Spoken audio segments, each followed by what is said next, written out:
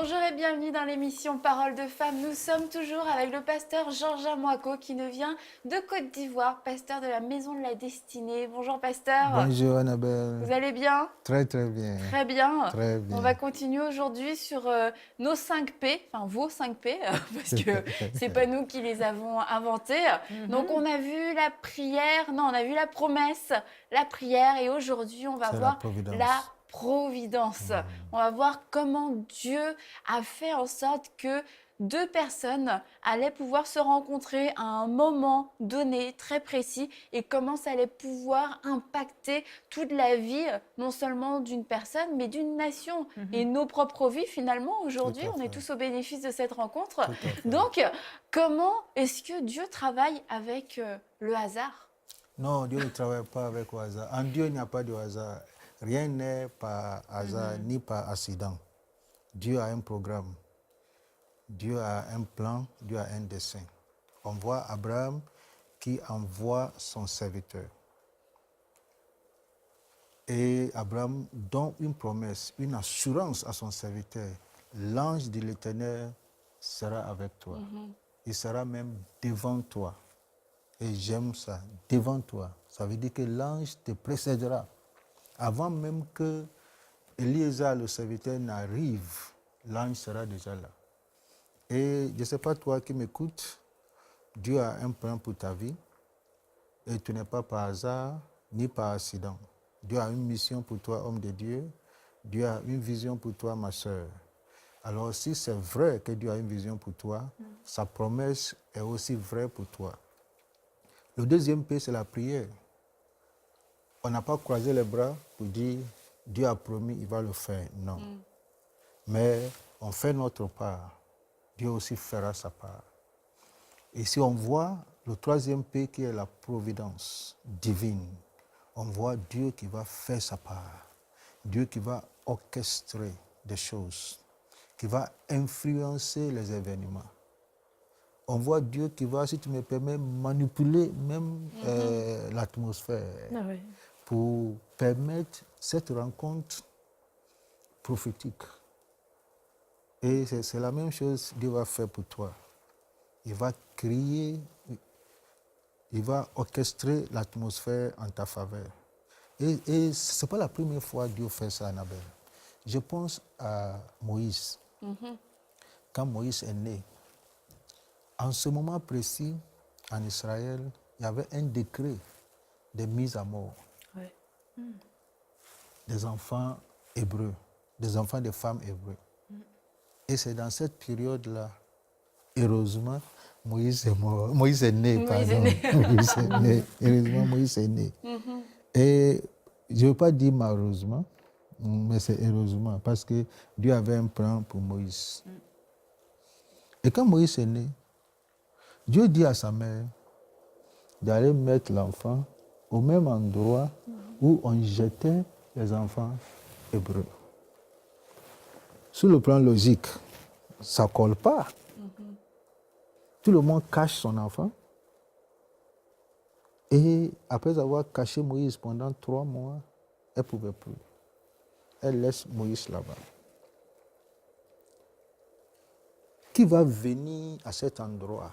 Est-ce que c'est un militaire qui vient jeter un enfant? Cette fois-ci, ce n'est pas un militaire. Ce n'est pas un gendarme. Ce n'est pas un policier. Cette fois-ci, c'est la princesse. La princesse vient. C'est ce qu'on appelle la providence divine. Orchestration surnaturelle. La princesse vient. Elle voit l'enfant. Elle prend l'enfant.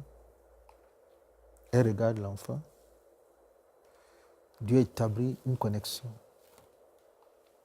Maman aussi avait laissé Myriam, la petite.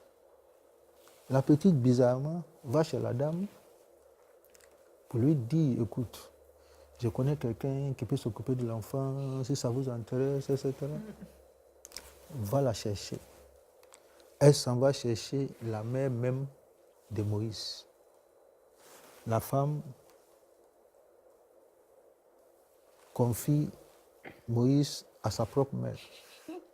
Ça prend quand même du courage pour dire que tu vas cogner chez la princesse quand on pense à ça. Mhm. Hein? La toute petite. Occupe-toi de l'enfant. Oui. Et la princesse même promet Une récompense. de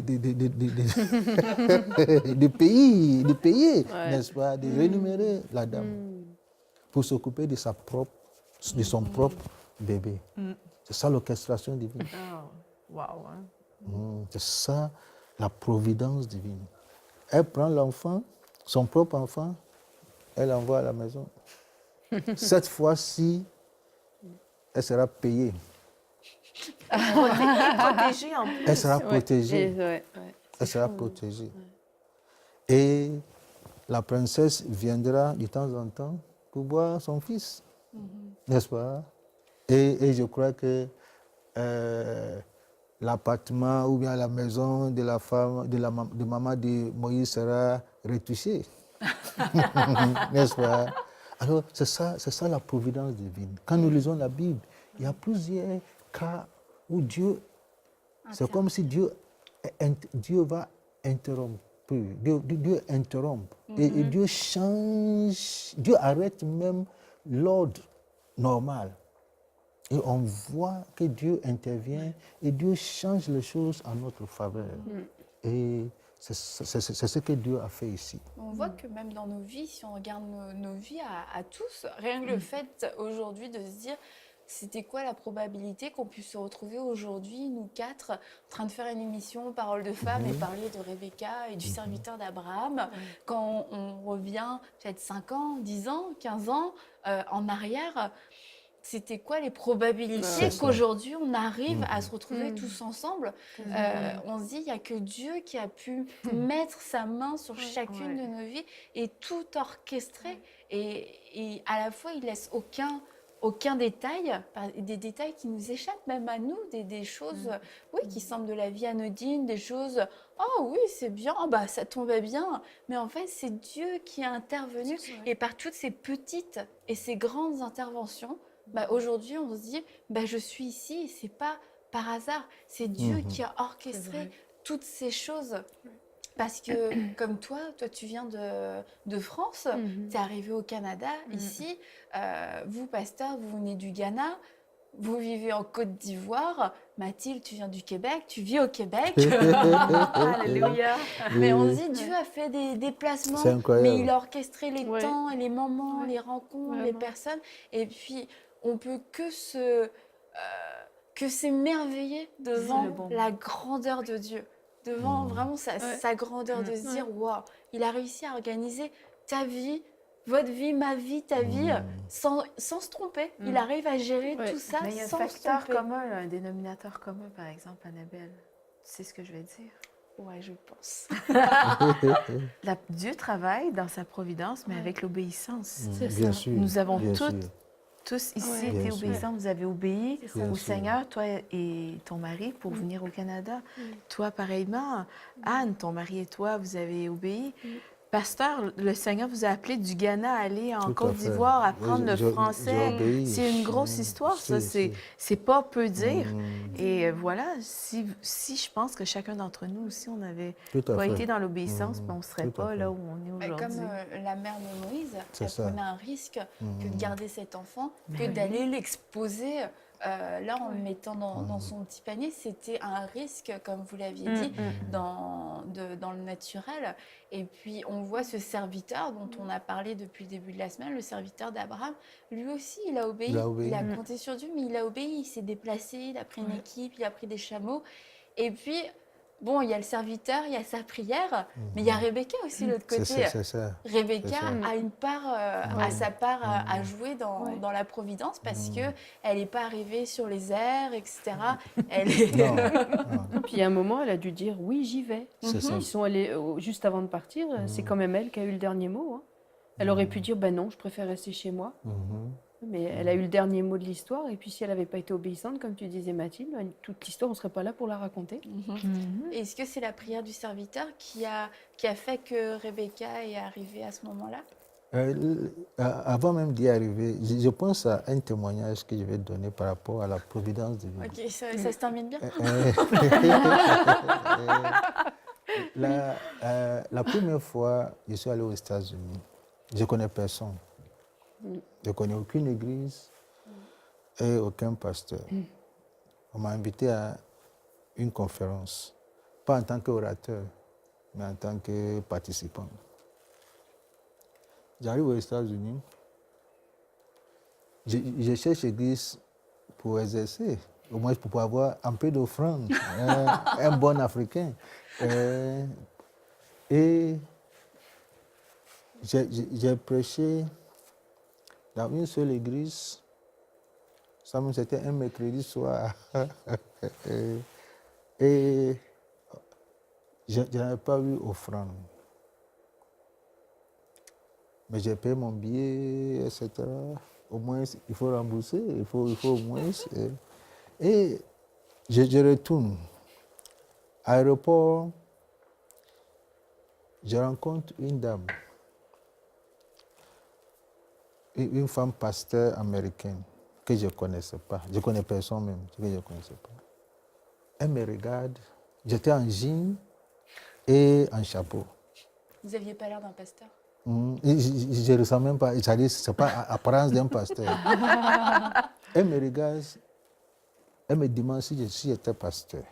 Ah oui? Je dis oui, je suis pasteur.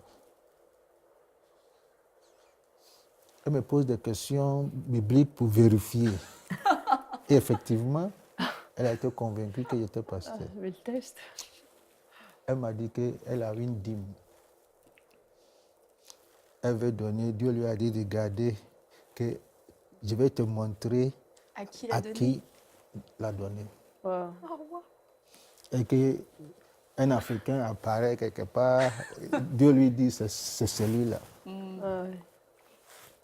Mais apparemment, je suis en jean, en t-shirt, en plein été, avec un chapeau, avec mes affaires. Et elle m'a remis cette enveloppe. Pour moi, c'était un miracle. Bah, bien sûr. Bah, C'était ça un m'étonne, miracle. On voit la différence entre votre plan à vous qui a échoué C'est ça. et puis le Mm. plan de Dieu où tout était là pour échouer, mais pourtant ça a été la Tout à fait. réussite. Et je ne pouvais pas compter l'argent là devant elle. Alors, on a causé un peu. Dans l'avion, je suis rentré en toilette. Vous comptez l'argent. Et c'était beaucoup. Et j'ai commencé à pleurer. J'ai dit, Seigneur, tu m'as appelé. Alors, Dieu orchestre les choses. Ouais, c'est vrai ça. Dieu orchestre les choses. Et c'est ce que Dieu fait. Dieu a fait dans le cas, dans ce cas. Maintenant, revenir à la question. Nous voyons que la Bible dit qu'il n'avait pas encore fini de parler, de prier, que sortit Rebecca. Ça veut dire que ce n'est même pas sa prière qui a fait déplacer Rebecca. Et je pense à la promesse. L'ange ira devant toi. Avant même qu'il ne prie, le serviteur ne prie, Rebecca avait déjà quitté la maison. Ouais. Avait déjà quitté la maison. Ouais, Dieu anticipe. Par l'orchestration divine. Parce que l'ange était déjà chez Rebecca. Ouais. Est-ce que Rebecca a vu l'ange? Non. Elle n'a pas besoin de voir l'ange. Mais elle a été poussée par Dieu d'aller au puits, d'aller puiser de l'eau. Et ce qui est intéressant, c'est la première femme à venir à l'endroit précis. Et je pense que ce n'est pas par hasard. Non, parce qu'en plus, ce passage-là nous dit que c'est un endroit où les jeunes filles Oui, viennent les jeunes viser. filles. Donc, là, ça veut dire qu'il C'est ça. y en a plusieurs. C'est un rendez-vous qu'elle se donne, mais elle était la première. Mais cette fois-ci, l'ange a bloqué toutes les filles. Et c'est ce que l'ange va faire pour toi. Quand ton jour arrive, l'ange va bloquer toute personne qui a le même produit que toi, afin que tes produits apparaissent. Dieu est un Dieu de la providence. Dieu est un Dieu de miracles. Ouais, C'est lui qui orchestre les choses en notre faveur. Laisse-moi même utiliser ce mot. Il manipule même les événements ouais. pour favoriser notre cause. Raison pour laquelle nous devons compter sur lui, s'accrocher à sa promesse. C'est une promesse de foi. Quelle que soit la promesse que Dieu t'a donnée, accroche-toi à sa parole. Ne croise pas les bras. Fais comme le serviteur a fait. Prie. Et Dieu est en train de préparer ce miracle. J'ai compris pourquoi la Bible dit toutes choses concourent au bien de ceux qui aiment Dieu et de ceux qui sont appelés selon son dessein. Rebecca est appelée selon son dessein. Toi aussi, tu es appelé selon le dessein de Dieu. Dieu va orchestrer les choses en notre faveur. Et j'aime ce que la Bible dit, voici Rebecca. Voici Rebecca. Rebecca était le miracle. Tu verras aussi ton miracle. Tu n'auras pas fini de prier, tu vas voir ton miracle. Et ta prière va changer en louange. Parce que le but, c'est que tu le loues, n'est-ce pas? Il va faire et tu vas le louer. C'est l'orchestration divine. Ça nous laisse. Je suis sans mots. Mais Rebecca, c'est comme si elle a fait une entrée, une sortie triomphale. Elle est arrivée, voilà la réponse du serviteur tout de suite. C'est ça. C'était là. Et sans même en avoir conscience, le serviteur, lui, avait conscience de ce qui était en train de se produire parce qu'il avait prié, parce qu'il connaissait sa mission. Mais Rebecca, au moment où elle arrivait, c'est sûr, on ne connaît pas, tout à l'heure on s'en parlait, on pouvait imaginer comment Rebecca avait pu arriver à ce moment-là. Est-ce qu'elle était en retard? Est-ce que, je sais pas, c'est peut-être quelqu'un d'autre chez elle qui devait aller puiser l'eau, puis qu'elle a dit non, c'est moi qui vais aujourd'hui. Bref, on peut s'imaginer, il y a eu, parce qu'elle avait une vie, Rebecca, donc il y a eu elle aussi toute une orchestration dans les coulisses pour elle, pour qu'elle puisse y arriver. Et Rebecca arrive, elle a pas conscience que sa destinée est en train de prendre un tournant à ce moment-là, qu'elle est en train de faire quelque chose, qu'elle est au milieu de la providence divine. Et souvent, on n'en a pas conscience quand on est en plein milieu, on fait quelque chose qui nous semble habituel ou quelque chose même qu'on ne comprend pas quelquefois. Je ne sais pas si ça vous est déjà arrivé. Tu as comme un désir, impérieux. Une espèce d'impulsion à l'intérieur qui te pousse à faire quelque chose. Tu te dis, pourquoi? Et puis en fait, on ne se rend pas compte, mais on est au centre même de l'orchestration divine. C'est Dieu qui est en train de nous déplacer. Mais à la fois, Rebecca a obéi, Rebecca a dit, oui, j'y vais. Mais on peut s'imaginer, on le sait du coup, qu'il y a des personnes qui passent aussi à côté de leur destinée parce qu'elles ne répondent pas à cet appel qu'elles peuvent avoir à l'intérieur, cette impulsion de l'esprit qui leur dit, va là, fais ci ou fais ça à tel moment, et passer à côté de la providence divine. Oui, ça c'est vrai. Comme Martine a dit, la clé c'est l'obéissance. Quand tu es poussé par Dieu et tu sais que ce n'est pas naturel, Dieu te pousse à poser un acte, fais-le. Fais-le par la foi. La vie chrétienne, c'est une vie de foi. Ce n'est pas une vie de logique. Si on veut tout comprendre avant de faire, on ne peut pas faire. La Bible dit ta foi t'a sauvé. La Bible n'a pas dit ta compréhension t'a sauvé. C'est la foi. Et on est poussé par Dieu de poser un acte de foi, il faut le faire. Alors, elle est là, la jeune fille.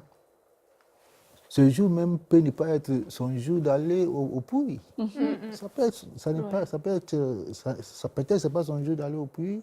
Il y a plusieurs filles à la maison, mais le Saint-Esprit pousse la fille et la fille a obéi. Elle n'est pas restée. Et ses déplacements et ses mouvements étaient surnaturellement orchestrés. Et ma prière est que Dieu établisse une orchestration divine en ta faveur. Que Dieu établisse un lien entre toi et ta Rebecca. Peut-être tu es à la recherche d'une femme, d'une épouse, que Dieu envoie Rebecca au point nommé. Peut-être toi aussi, tu es en train de prier pour un homme, n'est-ce pas? Que Dieu établisse la connexion. Dieu, c'est un Dieu de connexion divine. On regarde la Bible, il a établi des connexions pour deux personnes qui ne se connaissent pas. N'est-ce pas? Il y a Paul qui a été frappé par Dieu sur la rue de Damas. Et Dieu lui a dit, va chez Ananias. au même moment, Dieu avait préparé Ananias en lui disant, Paul arrive, voici la connexion. C'est la même chose que Dieu a fait entre Pierre et Corneille. N'est-ce pas? Alors quand Dieu établit la connexion, Dieu parle aux deux. Dieu ne parle pas à une seule personne. Pour venir dire que Dieu m'a dit, t'es marié. Non, mais Dieu établit la connexion. Et Dieu a établi, dans la Bible, Dieu établit des connexions. Joseph a eu un rêve.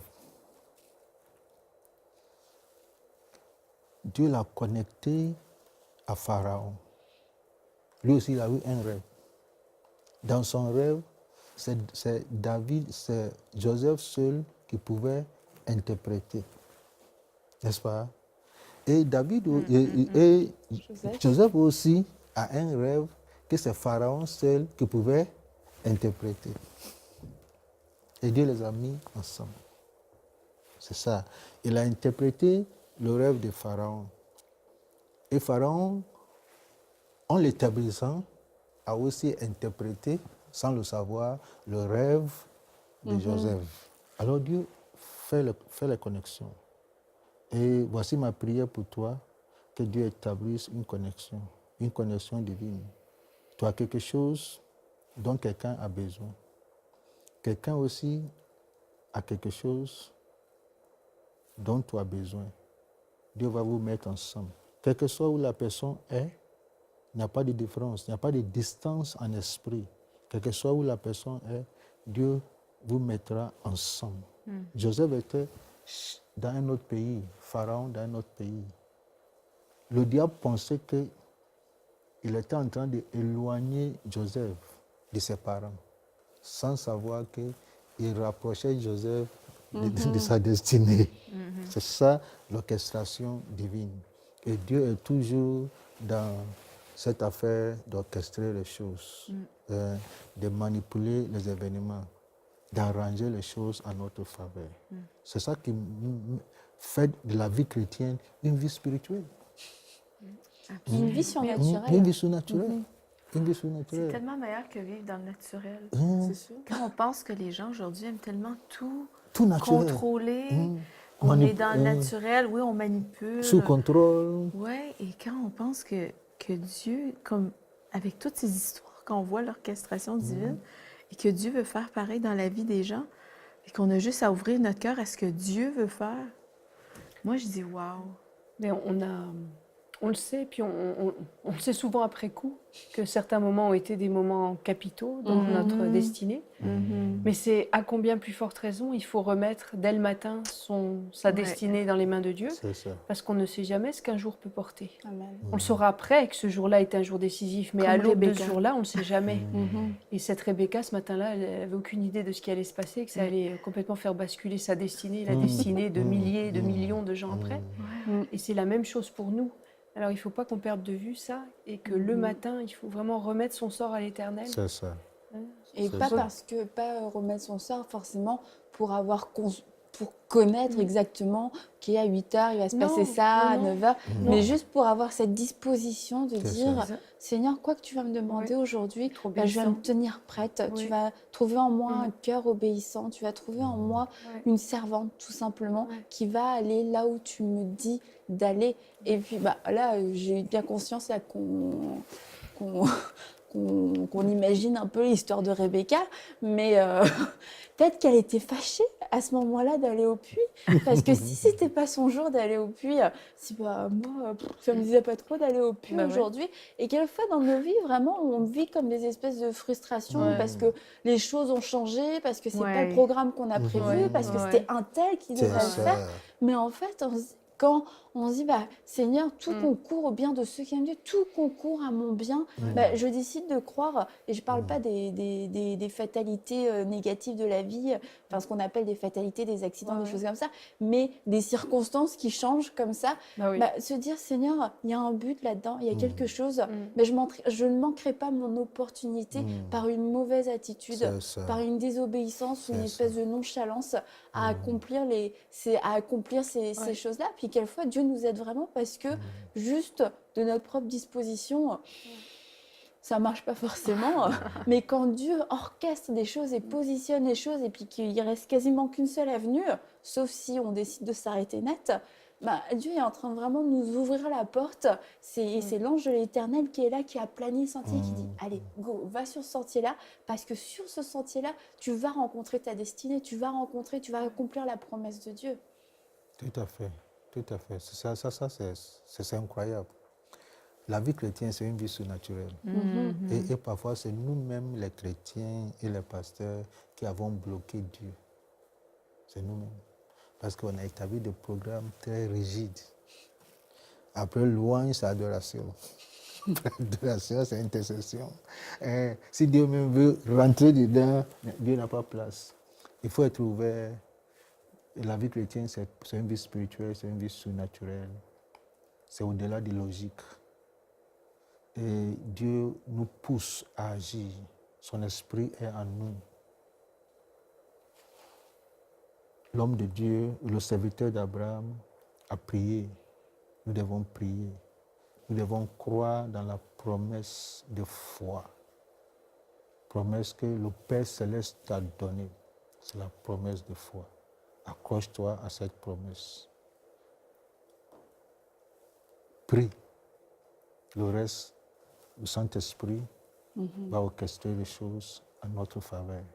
Il va le faire, c'est ce qu'il a toujours fait. Chaque fois que Dieu intervient, il suspend tout. Pour toi, c'est ce qu'il fait pour Rebecca. Il y a plusieurs filles dans ce village qui devraient venir puiser l'eau. Pourquoi Rebecca, la première personne? Elle vient à point nommé.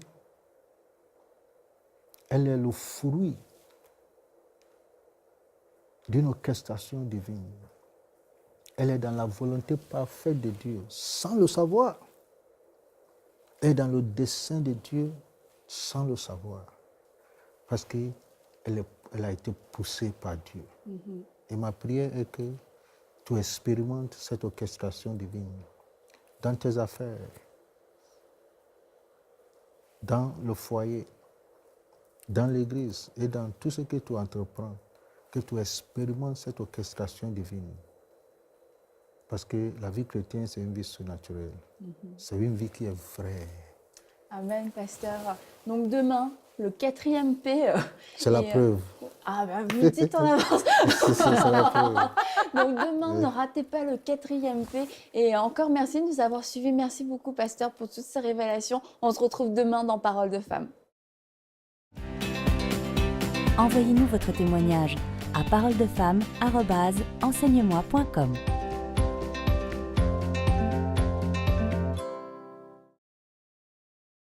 Cette émission est rendue possible grâce au précieux soutien des partenaires d'Enseigne-moi Canal International.